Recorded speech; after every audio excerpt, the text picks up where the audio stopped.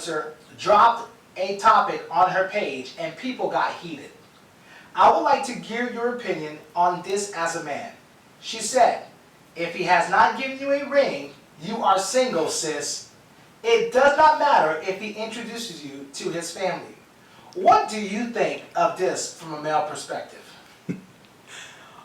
That's like, okay, first I like to answer the second part of that. The second part of that, whatever you do in whatever phase matters. So them introducing a woman that they're interested in to their parents doesn't mean anything. I think we still stick with this idea that if he introduced me to his parent, he's serious, but that's not always the case. You know, you could be dating someone. I've introduced my ex-girlfriends to my mom, to my parents, but simply because I'm in something with this person. Me introducing them to the parent doesn't mean that it's final, or that's not a marker for anything. It's just some people, I mean, traditionally they used to have that structure where that's when you know, it's kind of set in stone, or it means that it's serious. But now it's just a matter of introduction, because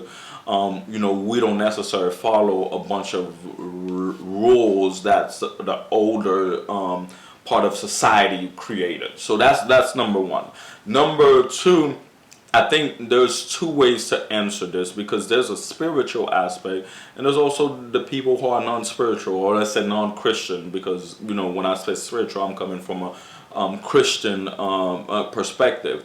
You know, in terms of Christians, in terms of the Bible, looking at biblical time, you look at whenever the process was, there wasn't necessarily a dating process, because in the dating process, you know, a lot of people, that's where they get, you know, into moving in, and they do certain things that we weren't, you know, as Christians in biblical time, wasn't really, is not considered, is not preached, or is not, you know, acceptable.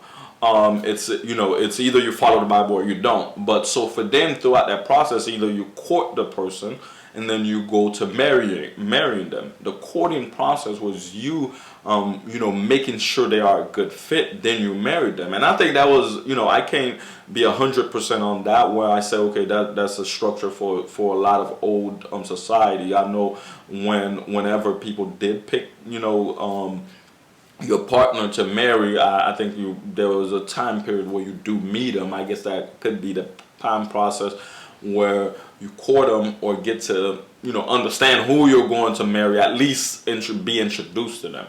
So I understand if the person is coming from a Christian platform and they do adhere to the rules of the Bible, and learning, like, look, everything you are doing in the beginning phase is all getting to know the person. Anything after is marrying, in terms of sleeping with each other and everything else. You know, if you live by the Bible, I understand why she said from that perspective, because when you do not live by those godly rules, then, you know, you don't see it different. Because in this society where you're not necessarily Christian or not of that faith, a lot of the times you can have that process. There's people who believe they must sleep with each other before, you know, I've seen it where they're like, I have to test the car before I, you know, take it out of the lot. And to those people, again, it's different, where they have a mindset and their habit of that, look, at first I'm going to get to know you, then we're going to start dating, then we're going to get intimate, then after we do everything, then I choose whether I want to marry you or not. And there's even, you know, sometimes I've discussed where you don't want to give people marriage benefits inside a relationship. And, you know, sometimes we live in a generation who blend the two, where there's no, in many cases, there's no separation between being married and dating. That, you know, again, the topic may not be relevant to them, because there are people who are saying marriage is just a piece of paper, simply because they don't live by the same rules a Christian like myself live, of that, look, you have certain parts for, you know, the time you're courting, you have certain time for marriage. So it all depends. But if you ask me, it really doesn't matter as long you see the person. Well, in terms of what I mean by the question, not what you do in dating phase and marriage phase, but what the question when you said, if you have the ring, then you're still single. No, single mean you're alone and you're only focusing maybe on yourself, or you're not with someone. So you being single,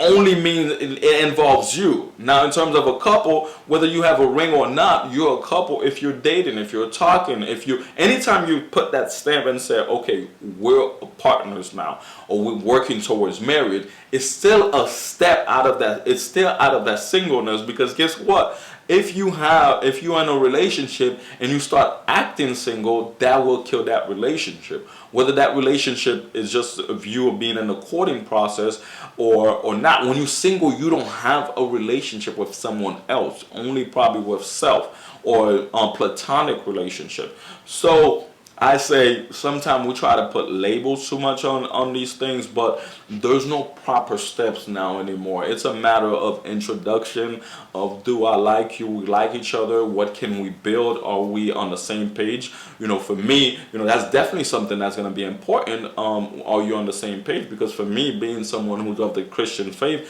and what I believe, I was not looking for someone who wasn't willing to wait for marriage. And that's what both me and my wife, even though we weren't virgin when we met, but what we did, we said, okay, look, we're going based on what we believe to be truth and what we live by, and we went simply, hey, we're gonna wait till marriage so we could get to this next level of our relationship. But it didn't mean that what the relationship we had before that didn't exist. No, it was a stepping stone to the marriage. It's not just you come from single and leave. So it's just, I think people try to put too many emphasis on things like that, where they get lost in the sauce. They get lost in the sauce because they get lost on discussing things that are, of no value, because, that is only meant to either offend people or to bring about debate. But when two people are engaged into trying to get to know each other and grow from there, and see how they can gradually get to the next phase, it's a relationship, you and another person.